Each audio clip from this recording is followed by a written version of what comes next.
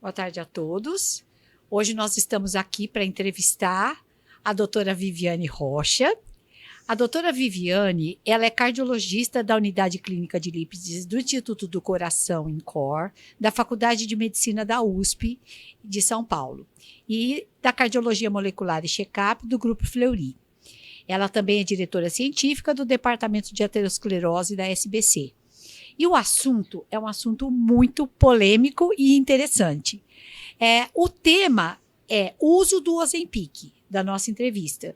Mas a gente vai deixar um pouquinho mais científica a coisa, dizendo que nós vamos falar, então, sobre os análogos do CGLP1, do GLP-1.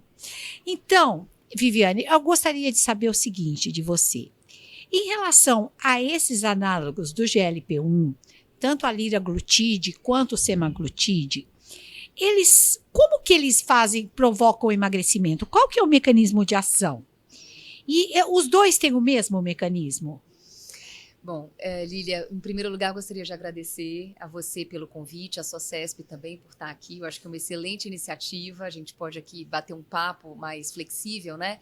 E, como você falou, acho que esse é um assunto bem palpitante, né? E que tem frequentado aí muitos consultórios, obviamente, dada a prevalência de pacientes com obesidade hoje.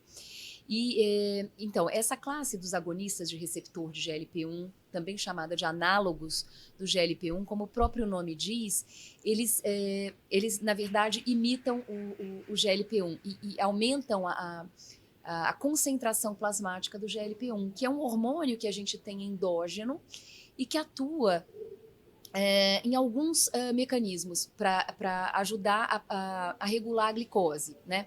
Então, eles atuam ali no pâncreas, aumentando a secreção de insulina, reduzindo a secreção de glucagon e também em outros sítios, por exemplo, ali no estômago, para diminuir o esvaziamento gástrico ou desacelerar o esvaziamento gástrico, e também atuam ali no sistema nervoso central, aumentando a saciedade. Então, são diferentes mecanismos que vão contribuir conjuntamente para um controle da glicose e também controle do peso, né?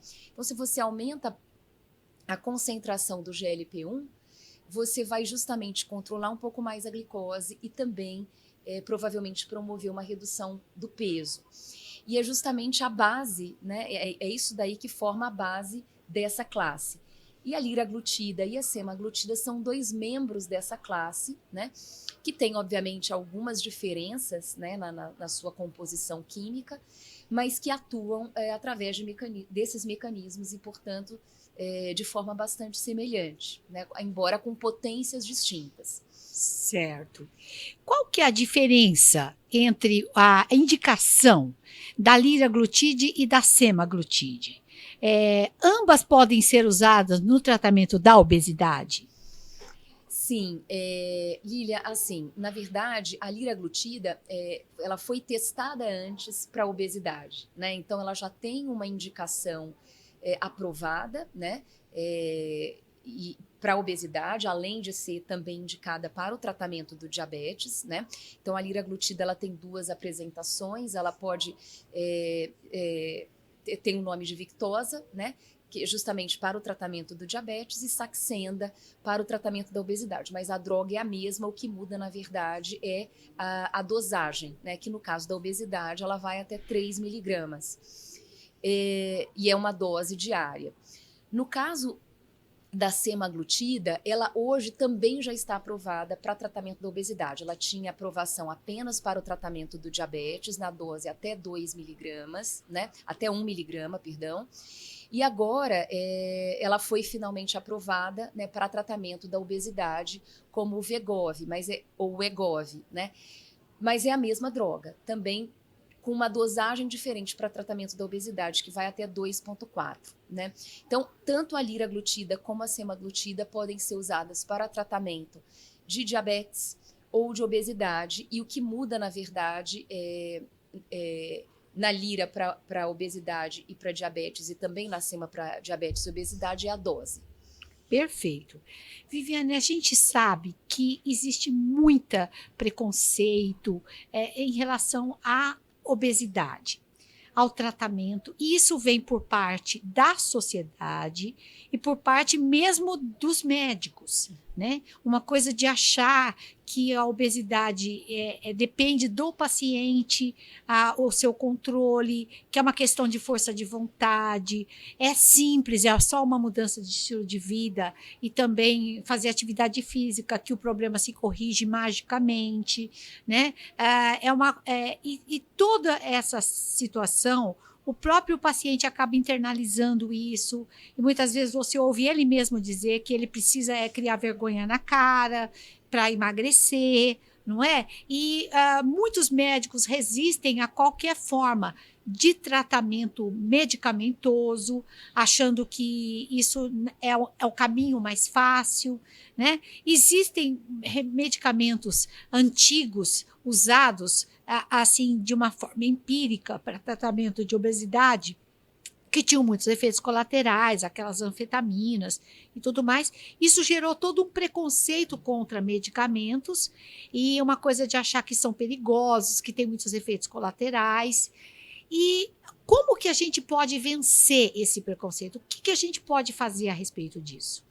Lília, essa é uma questão extremamente importante, acho que você descreveu muito bem, né? Eu acabei de sair ali do simpósio do Satélite que falou sobre isso, né? Sobre obesidade, todas essas barreiras, e eu ouvi uma frase que eu achei excelente, né? Do endocrinologista que estava conosco nessa sessão, que foi a obesidade é a única doença pela qual o paciente pede desculpa, né? Ele pede desculpa por ser obeso como se realmente isso dependesse exclusivamente da boa vontade dele. A gente sabe hoje a gente sabe que não é assim, né? É uma doença endócrina, ela na verdade decorre de um desequilíbrio de hormônios, né? Justamente que regulam o peso, a fome, enfim, tudo isso.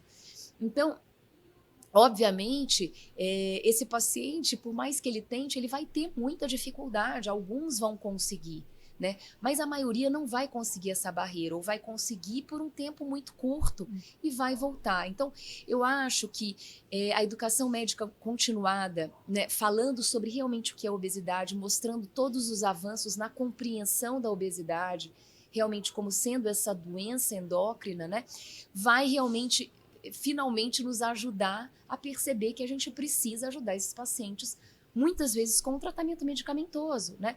A cirurgia, acho que foi um passo importante, a cirurgia bariátrica, mas ela não é para todos, né? Até porque é um procedimento irreversível e agressivo, então realmente não é para todos, talvez para os mais obesos, os mais mórbidos. E hoje a gente tem realmente um tratamento, diferentemente dos anteriores, como você falou, que é um tratamento que é bem mais eficaz do que os anteriores, então a gente consegue perdas de peso, né? Por exemplo, com a semaglutida na dose para obesidade, em torno de 17%, né? Na média, então é uma perda de peso considerável, e sem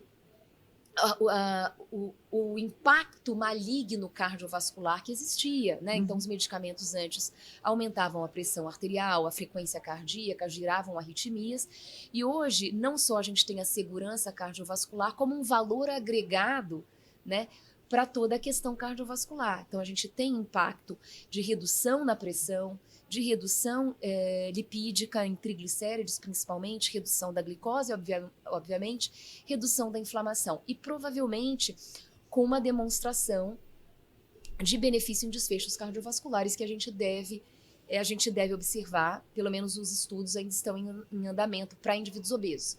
Para diabéticos, nós já sabemos que essa classe os beneficiou de uma forma significativa na redução de desfechos. Vamos ver se os obesos não diabéticos também se beneficiarão nesse aspecto. Perfeitamente. E, nossa, excelente a sua resposta, eu acho que é extremamente esclarecedora, é exatamente por aí que eu acho que a gente tem que caminhar, né? E a gente está vendo muito a procura intensa pelo Ozempic, né, pela semaglutide nas farmácias, a ponto que está se esgotando e muitos pacientes que precisam por diabetes, por exemplo, não estão conseguindo encontrar o medicamento. É um medicamento caro, principalmente se você for usar na dose necessária realmente para a obesidade. e, no entanto, não tem uma aprovação ainda formal. A medicação, quando for, não vai ser essa, né? Vai ser uma medicação mais concentrada, e mesmo assim as pessoas estão buscando isso de uma forma muito intensa, né? E eu tenho medo, porque, assim, de uma certa maneira, isso está acentuando um pouco o preconceito, porque fica aquela coisa de gente buscando a medicação como uma forma fácil de emagrecer 2, 3 quilos, depois parar. Também, todo medicamento ele tem efeitos colaterais, todo medicamento. E quando o benefício esperado é pequeno, acaba que na balança os malefícios acabam pesando. Então, a gente tem visto muito isso, falar, olha, a pessoa nem precisava tomar, não é nem obeso e está tomando, tem risco de pancreatite, tem risco do paciente ter um problema de náuseas, de vômitos e etc. e tal. Então, o que está fazendo as pessoas buscarem dessa forma? É só mesmo essa simplificação de busca de um caminho mais fácil? Eu acho que você falou muito bem, Lília. Eu acho que, assim, infelizmente, as coisas se imbricam, né? A gente está falando aqui de um paciente que é obeso, ele tem uma doença crônica que se chama obesidade, né? A gente não está falando ali de perda de medidas, né? Para que a pessoa realmente fique esteticamente melhor. Veja, ela tem todo o direito em querer ficar melhor, Sim. né? Ela não tem a proibição de tomar o medicamento para isso, mas realmente não é a indicação. A gente tem essa classe, né, para tratamento de diabetes e tratamento da doença obesidade. Aquele indivíduo realmente que precisa perder bastante peso, que precisa perder muitos centímetros na circunferência abdominal.